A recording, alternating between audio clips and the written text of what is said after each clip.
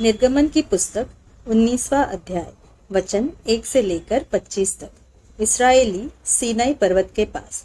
इसराइलियों को मिस्र देश से निकले हुए जिस दिन 3 महीने बीते, उसी दिन वे सीनाई के जंगल में आए। और जब वे रपीदिम से कूच करके सीनाई के जंगल में आए, तब उन्होंने जंगल में डेरे खड़े किए और वहां पर्वत के आगे इसराइलियों ने छावनी डाली। तब मूसा पर्वत पर परमेश्वर के पास चढ़ गया और यहोवा ने पर्वत पर से उसको पुकार कर कहा, याकूब के घराने से ऐसा कह और इसराइलियों को मेरा यह वचन सुना। तुमने देखा है कि मैंने मिस्रियों से क्या क्या किया। तुमको मानो उकाब पक्षी के पंखों पर चढ़ाकर अपने पास ले आया हूँ। इसलिए अब यदि तुम निश्चय मेरी मानोगे और मेरी वाचा का पालन करोगे, तो सब लोगों में से तुम ही मेरा निज धन ठहरोगे। समस्त पृथ्वी तो मेरी है और तुम मेरी दृष्टि में याजकों का राज्य और पवित्र जाति ठहरोगे। जो बातें तुझे इसराइलियों से कहनी है वे ये ही है। तब मूसा ने आकर लोगों के पुरनियों को बुलवाया और ये सब बातें जिनके कहने की आज्ञा यहोवा ने उसे दी थी उनको समझा दी। और सब लोग मिलकर बोल उठे, जो कुछ यहोवा ने कहा है वह सब हम नित्य करेंगे। लोगों की यह बातें मूसा ने यहोवा को सुनाई। तब यहोवा ने मूसा से कहा, सुन, मैं बादल के अंधियारे में होकर तेरे पास आता हूँ, इसलिए कि जब मैं तुझसे बातें करूँ तब वे लोग सुने और सदा तुझ पर विश्वास करें।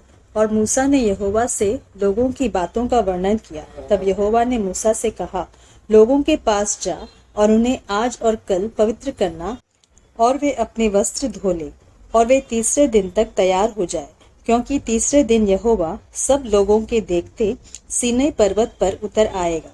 और तू लोगों के लिए चारों ओर बाड़ा बांध देना और उनसे कहना, तुम सचेत रहो कि पर्वत पर न चढ़ो और उसकी सीमा को भी न छुओ, और जो कोई पहाड़ को छुए वह निश्चय मार डाला जाए। उसको कोई हाथ से न छुए। जो छुए उस पर पथराव किया जाए या उसे तीर से छेदा जाए, चाहे पशु हो चाहे मनुष्य, वह जीवित न बचे। जब महाशब्द वाले नरसिंगे का शब्द देर तक सुनाई दे, तब लोग पर्वत के पास आए।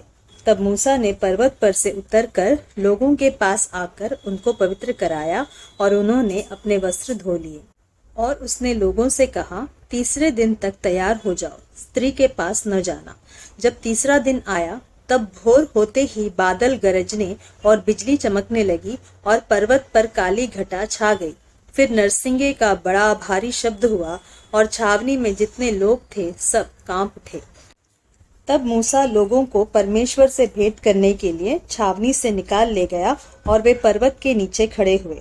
और यहोवा जो आग में होकर सीनै पर्वत पर उतरा था, इस कारण समस्त पर्वत धुएं से भर गया और उसका धुआं भट्टे का सा उठ रहा था और समस्त पर्वत बहुत कांप रहा था।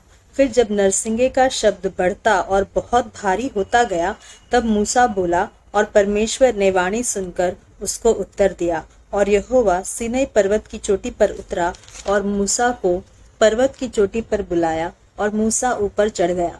तब यहोवा ने मूसा से कहा, नीचे उतर के लोगों को चेतावनी दे, कहीं ऐसा न हो कि वे बाड़ा तोड़ के यहोवा के पास देखने को घुसे और उनमें से बहुत ने नष्ट हो जाए। और याजक जो यहोवा के समीप आया करते हैं, वे भी अपने को पवित्र करे, कहीं ऐसा न हो कि यहोवा उन पर टूट पड़े।